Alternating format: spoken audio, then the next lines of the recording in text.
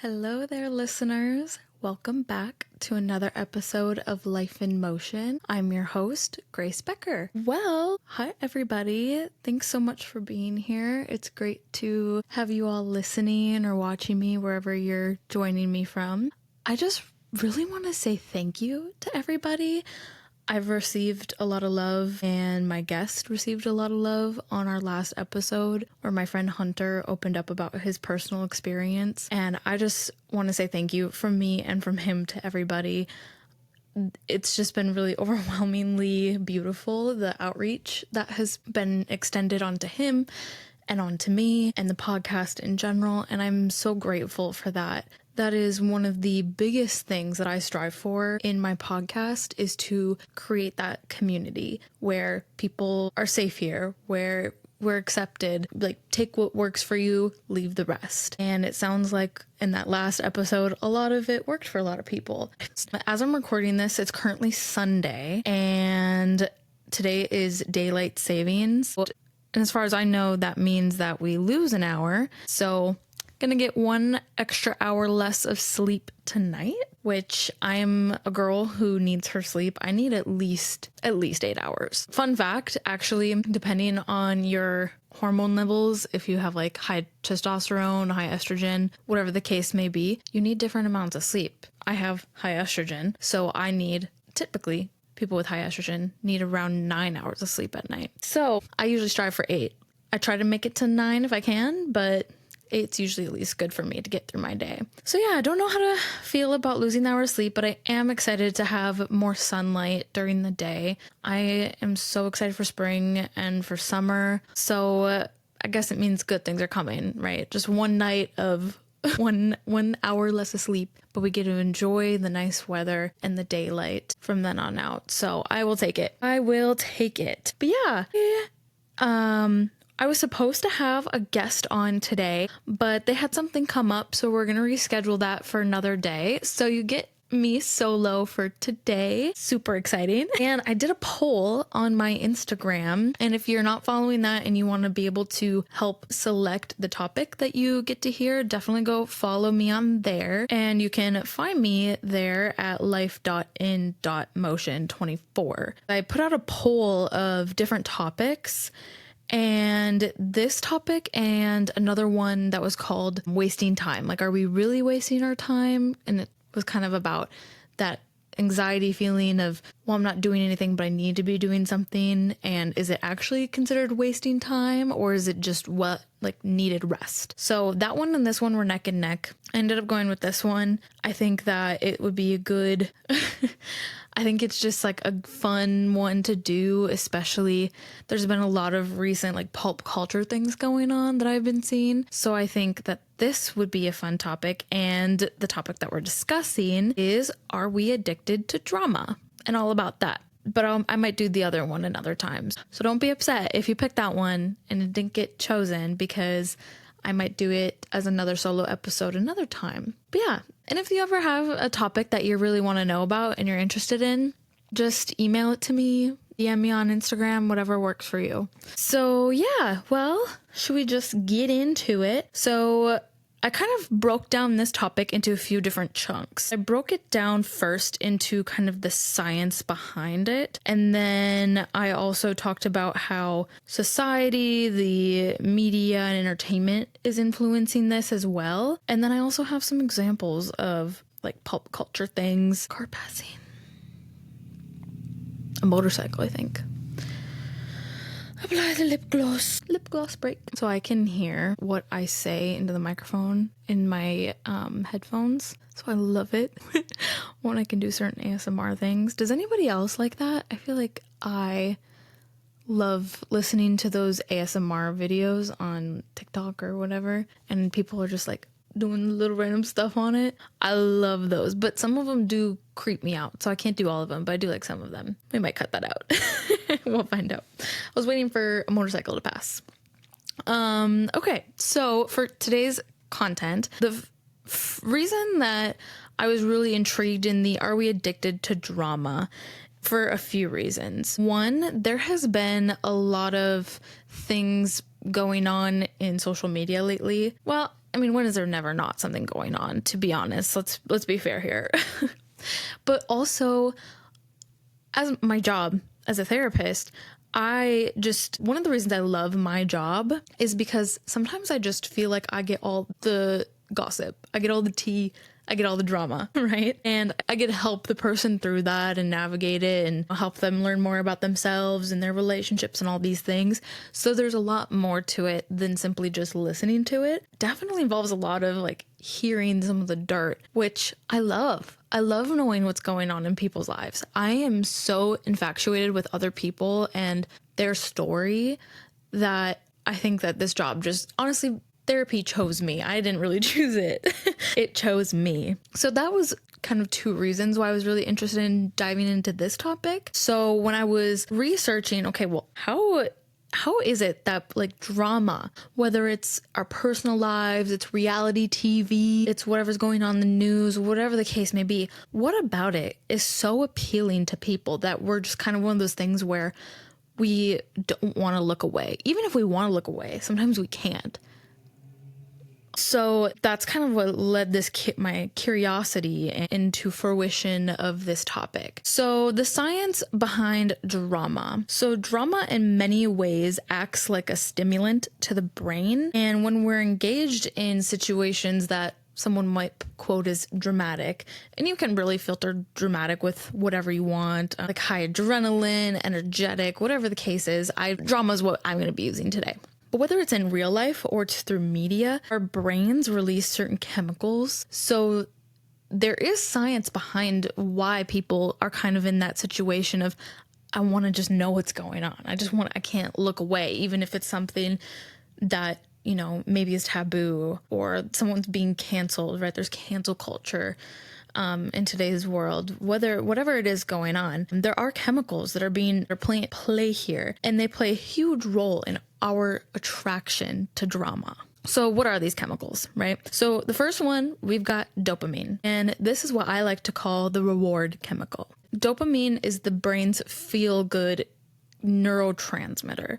So it's released when we experience a pleasurable activity, event, and it essentially gives us a feeling of reward, right? So the dopamine is kind of our reward for engaging in this activity. So when we witness drama, like in a movie that's maybe action-packed, or like a soap opera or a telenovela, or it's a social media post or an argument that we see on TikTok, Facebook, and it could be really anything that gives us that quick rush of dopamine. Those chemicals are really encouraging us to seek out the reward again. So say you're on TikTok, right? And you see this one post this person made commenting on another post somebody made where they said something that was really inappropriate. And then all of a sudden you're like, whoa, what? What did they say?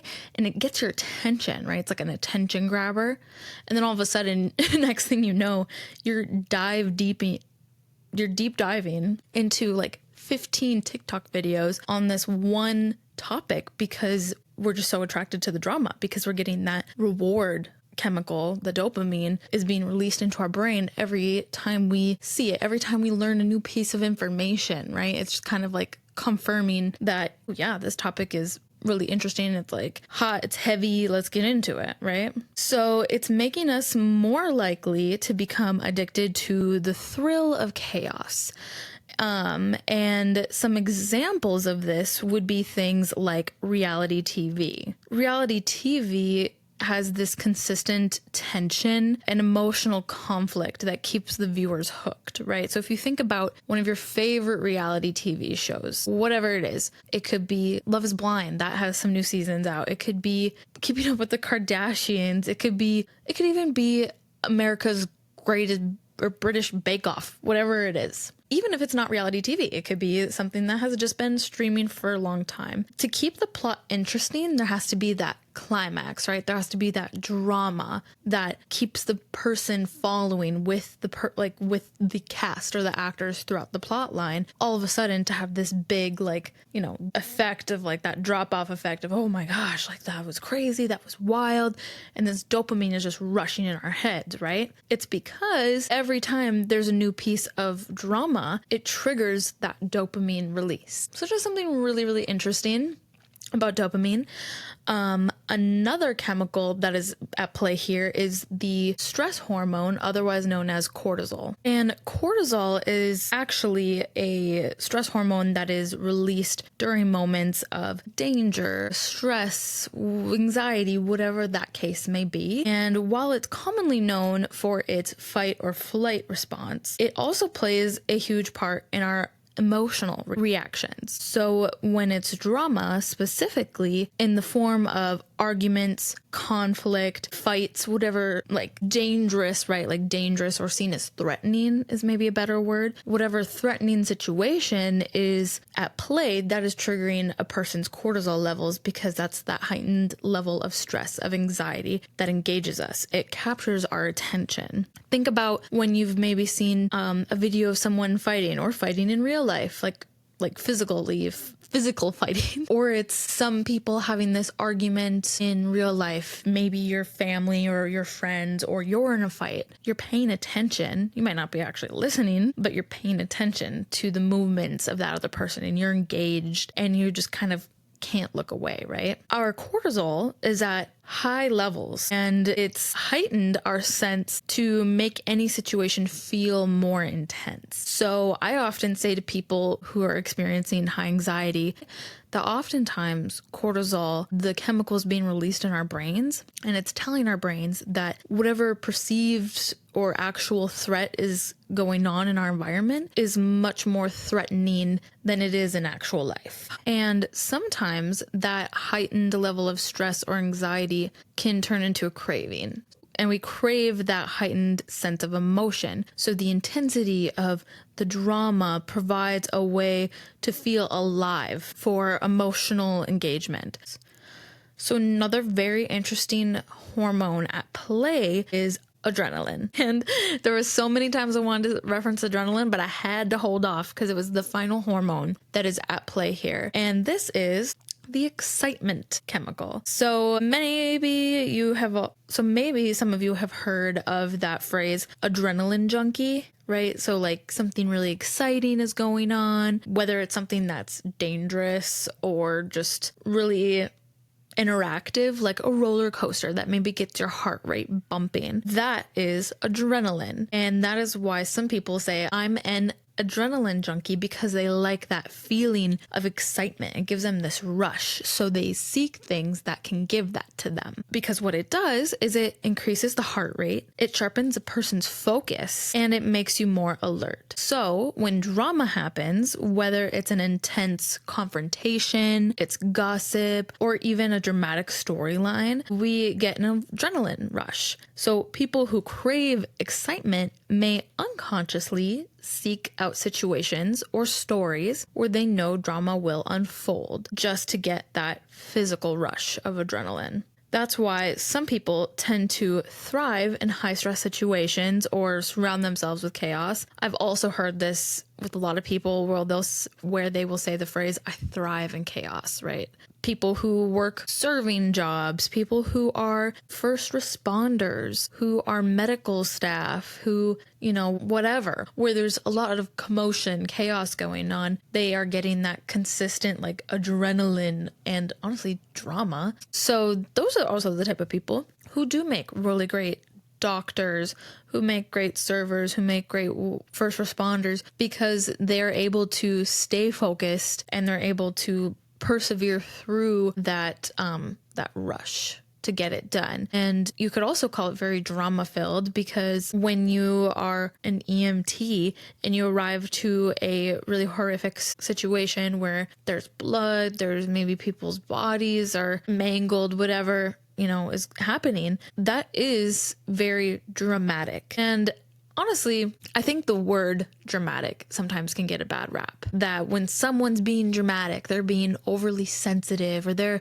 exaggerating or all these things. I think that when people say the word or hear the word dramatic, it's often perceived very negatively, but it doesn't always mean something negative is happening. It just means something very thrilling, very high energy is going on, something that is putting people on alert. So that in itself is just something to consider when you're thinking of these different chemicals and how they're being put into play in your brain when next time you watch a movie, next time you go on a roller coaster, next time you're in an argument with somebody or you're witnessing an argument online. Something to keep in mind is, what chemical is at play here? So the next question to ask ourselves is, why do we keep coming back for more? And the combination of all these chemicals, the dopamine, the cortisol, the adrenaline, it creates this emotional roller coaster within us. So people who experience or witness drama may find it hard to free themselves from that cycle because the brain is essentially addicted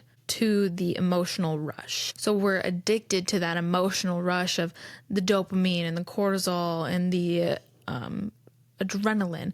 It's just keeping us in this loop and we're like, we can't get enough. So over time, this leads to a habitual craving for chaos or for conflict. And it's not always healthy. Sometimes it can be. Again, like if you're an EMT, if you're a server, whoever, maybe it may benefit you, or like in my case, a therapist, some interest in another person's life when they're explaining a dramatic event can aid me because I'm expressing interest, the person's feeling validated, what may have you, but it is not always healthy for us. So the cycle of drama addiction, it triggers a cycle of emotional highs and lows, that emotional roller coaster that I was talking about, much like other addictive behaviors. So people who get used to these emotional spikes over time, the brain becomes conditioned to expect them. So think about, if you've ever drinking alcohol before, if you've ever used drugs, if you've ever gambled, if you've ever gone and done a bunch of roller coasters, whatever it is, right? You get that rush and it's addictive. If you're gambling and you're spending a bunch of money and you're making a bunch of money, it feels good. And our brain is responding in a really positive way to this. So it feels good. It must be good, right? Not always. I'm really sorry if you can hear vehicles in the background. Daylight savings, everyone and their mother and their dog is out right now, driving their motorcycles and their cars very loudly. Don't think I'm trying to record a podcast in here. So sorry if you hear that. But yeah, it feels really good. It feels really exciting. The unpredictability of drama can make it feel exciting because you don't know what will happen, because you don't know what will happen next, like gambling. In gambling, it's a risk.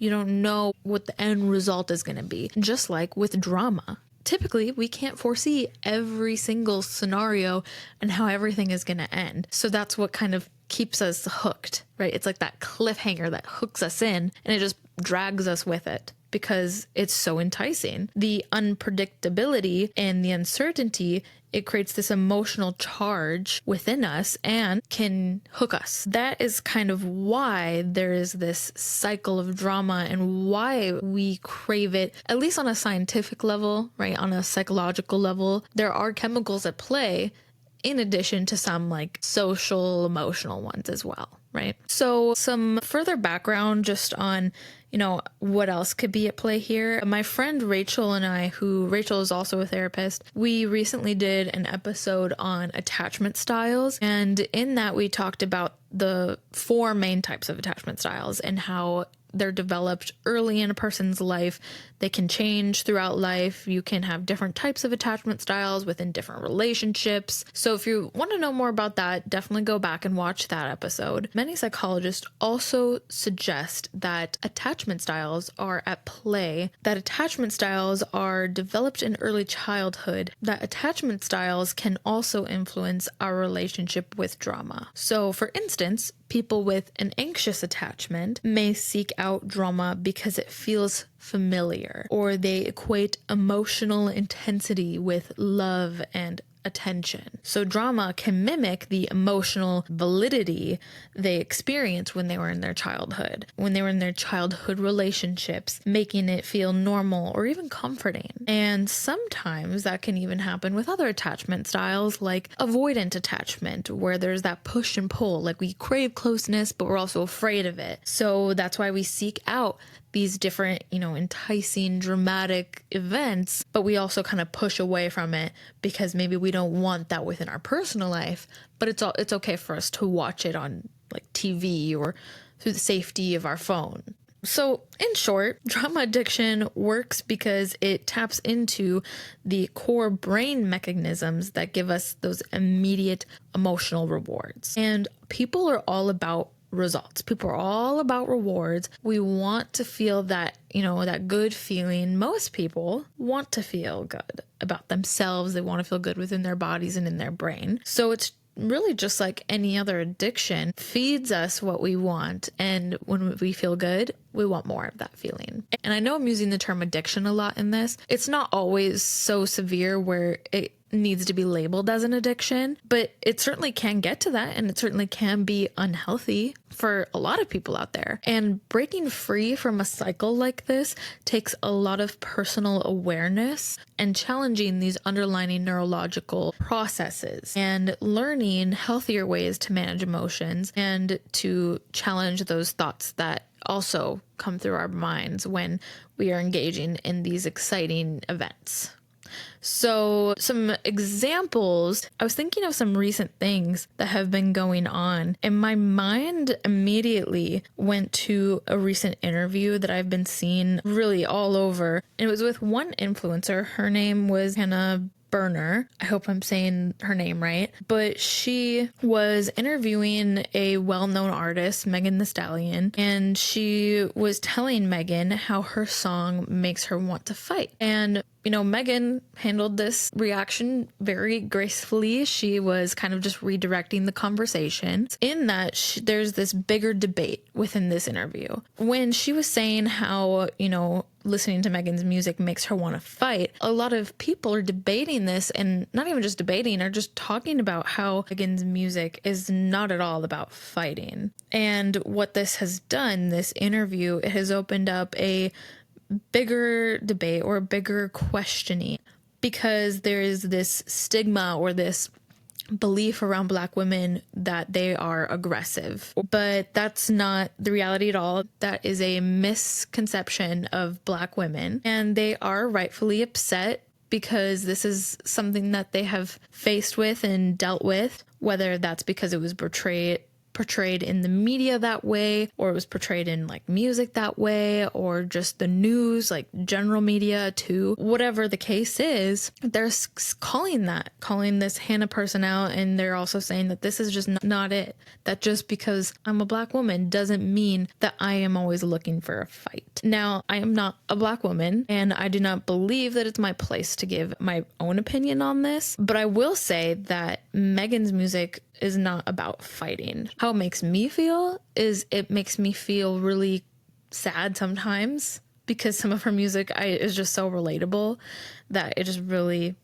gets me my feelings. But it also can really hype me up. It can make me really excited. Never once have I ever felt that urge to fight or to be aggressive when listening to her music. And this situation is all over social media right now. And one of the reasons that I really personally am drawn to this is because of the drama behind it. Not only is this Hannah person facing cancel culture right now, but also I love seeing people speak up and advocate for themselves, particularly Black women. And again, the dramatic thing, a lot of the times it gets a really bad rap. It's, seen as negative. I don't view this as negative. I view it as empowering. And I am loving that people are able to take this and hopefully learn from it. Hopefully this can be a learning opportunity for a lot of people to realize that, there's been a misunderstanding and there's stigma, and it needs to change because it can't keep going this way. So that's one recent thing that has been going on. So with that, let's get into how social and cultural influences are being at play in this,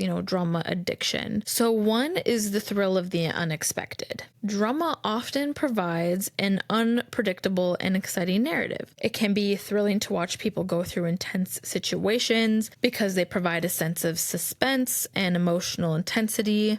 In many ways, drama can even function as a form of escapism. So, for instance, fans of true crime or drama-filled TV shows often gives that sense of a rush because people are able to put themselves in that situation of, oh my God, like this person escaped this murderer, or this person has this amazing survival story. And we almost can put ourselves into that person's shoes through hearing their story. And it excites us and it allows us to escape into another person's experience for a moment. Even if we don't necessarily have an experience like that of our own, we can hear that story and we can understand that's really fucked up, or wow, that's really intense. And it's interesting for us, enticing.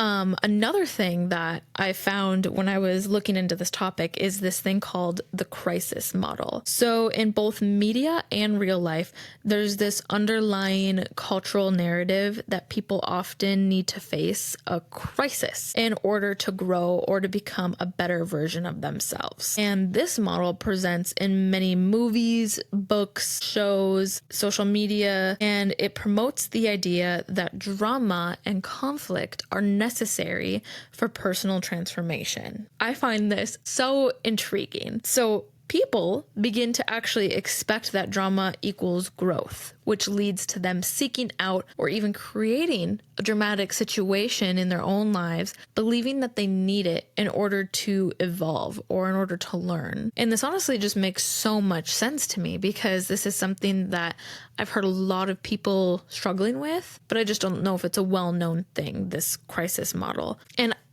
I just find this one so interesting because think about movies you like, TV shows, books. The main character or characters are often faced with this challenge that they have to try and overcome, or this difficult situation they have to bear and, to surpass through. And that is just what makes it so enticing. That's how you get the good ratings. That's how you get the engagement from viewers, is because there has to be some sort of crisis or question at hand that you have to overcome with the listener or the viewer for them to be, enticed and to feel that they've evolved and learned. And sometimes, like it said in here, that a lot of people, if they can't find that, they will create it for themselves. And I would love to know more about that as well, because to me, what I'm hearing when I say that is sometimes people will create, made up scenarios for themselves, or they will start fights with people just so that they can have that opportunity to learn and to evolve. I would also argue that there's some other things at play there, more than just the craving for drama, but some mental health diagnoses going on too that would provide a little bit more context to it. So something else about drama is that it can also be a bonding tool. And one of the ways it can be that is through shared experiences. So drama often brings people together. Think about gossip and how it, you tell one person one thing and then they go tell another person and then that person goes and tells this group of people.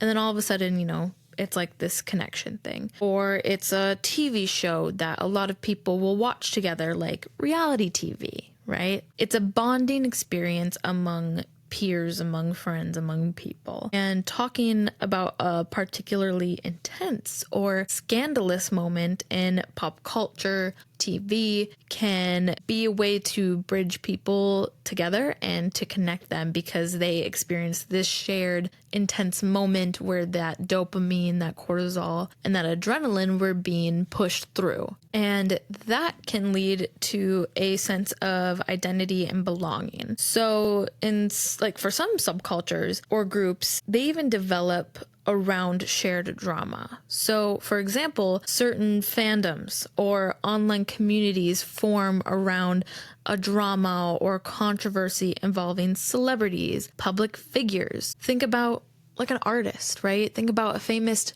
music artist, a famous TV star, a famous TV couple there's fandoms that are created about them. I've been scrolling on TikTok and I will see a clip of like a slow motion video of different images of a celebrity and like really popular music going on with it. And that's because like people like them. People are, trying to bond with others. And these communities bond over collective excitement, but also outrage. So in that example that I was talking about earlier with Megan Thee Stallion and the person who interviewed her, mostly what I've been seeing is outrage at that person's comment to Megan. And that can bring people together. I have learned so much through that one thing. And I feel like more connected, or I just feel like I've grown, I've evolved, I've learned something in that too. So drama definitely fuels a sense of identity and belonging. So the final aspect of all of this is, how do we break the cycle of this drama addiction? One, find and identify the root cause. Is it fulfilling an emotional need, like the community that we were talking about, or the excitement or the validation? Is something from your past conditioning? Is it something that you learned growing up? Like I talked about the attachment styles. Is it a distraction from what you're really going through in your own life or on the inside? If you said yes to one of those, then I would definitely recommend going to therapy, doing some self-discovery, or even just, some own personal work. And I'll tell you how you can work through those things here. But also, when you're identifying the root cause, if you are able to, draw back and find out, it's not necessarily filling one of those. It's just something that keeps me interested in, or keeps me interested. That is okay. Like I was saying before, drama isn't always so negative. It can just simply be a source of entertainment for you, like a TV show. And it doesn't have to be much deeper than that. Okay, so ways that you can work on this on yourself. So one would be to recognize your triggers. Who or what consistently pulls you into drama? Is there a certain person in your life who you would consider a very dramatic, emotional, maybe accusatory, whatever the case is, maybe person? And maybe that's just not a person that's good for you. So then you need to think about maybe setting boundaries with them, which I also did an episode on. So if you want to know how to do that, go find that one. Another thing to recognize is, do you feel a rush from the gossip or from the conflict or the chaos? Is that a trigger for you? Is it a negative trigger that kind of debilitates you, or is it something that pushes you forward? Something to think about. Are there specific emotions that make you seek out drama, such as boredom, rejection, insecurity? I know a big one for me is boredom. When I'm bored, that's when I'm going to go scroll on social media. That's when I'm going to go put on a show. That's when I'm going to do whatever. And if I ever find that the drama addiction is becoming too much and it's starting to control my life, that's when I'm like, okay, I need to take a break from social media. I need to set a time limit on it. I need to escape from it for a little bit. Maybe I need to stop watching a certain show, because for me, my cortisol levels, one thing about me is they are shooting through the roof. And one thing, my boyfriend loves to watch war or military movies.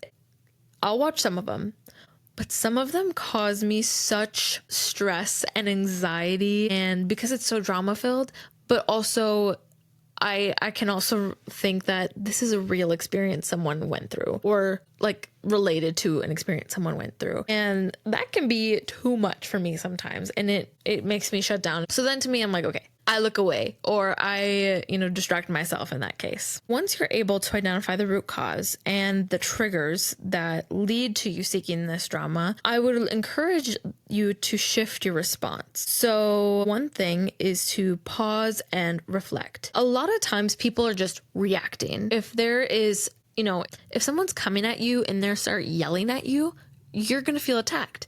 And then all of a sudden you're going to go into defense mode and you might attack back. You might just react back. Or if you're on social media and you see a video that you really didn't like, maybe it like violates one of your beliefs or your morals, you might react. You might just react to it. I would encourage you to pause and reflect. Take a minute, and arguably that's one of the hardest things to do, is to stop, is to not react. Do not react. Stop what you're doing. If you're on your phone, put the phone down. If you are in the room with the person yelling at you, walk away. Like, just do not react. Whatever you have to do not to react. Because once you say something, once you do something, you can't undo it. It's out there. So take the minute, take a step back and reflect. What is going on? Who is involved? What am I thinking? What am I feeling? What do I need? If you can answer those questions, you are so much more likely to react in a more productive way. And it doesn't necessarily mean you're accepting whatever other situation's happening as truth. It just means that you're the better person for it